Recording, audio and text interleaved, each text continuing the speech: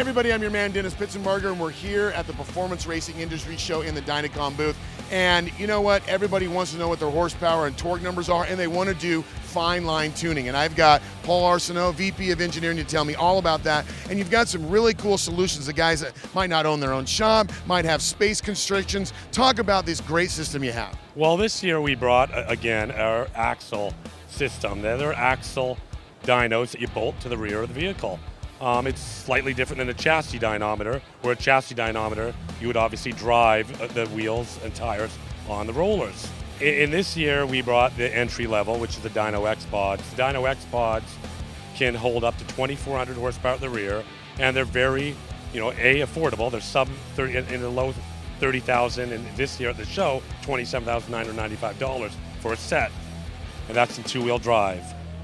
They can be moved out of the way, so if a shop, you don't own the shop, it's a small shop, they're very space conscious. We also have the mid-tier design. The mid-tier design is up to 2,800 foot-pounds per side, which is a combination in horsepower of 3,400 to 3,500 horsepower at the rear. And then we haven't brought this, it's not available yet, but in February of 2017, we're going to come out with the Extreme Pod. It's 3 eddy brakes on each side, which is a total of 6 eddy brakes, capable of up to 7,200 horsepower, and that's under $80,000. Why all these 3 different solutions? Well, there's a lot of different customers out, as you know, in the world. Not everybody makes over 5,000 horsepower, and not everybody needs something that makes over 5,000 horsepower or can afford a unit that has over 5,000 horsepower.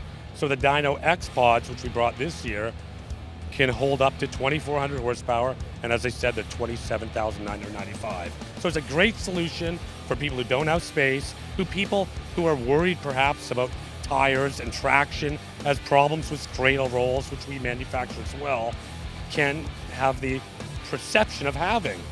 But of course, all this hardware and the mechanical design is nothing without software and controls. So why don't I let you talk to Joel and go over the new software that we have, Quantum, for this year, that it just came out to run all this stuff. Well, excellent. You know what? Because part of the engineering is to make it all work, and we need the guy with the software, so let's talk to him right now.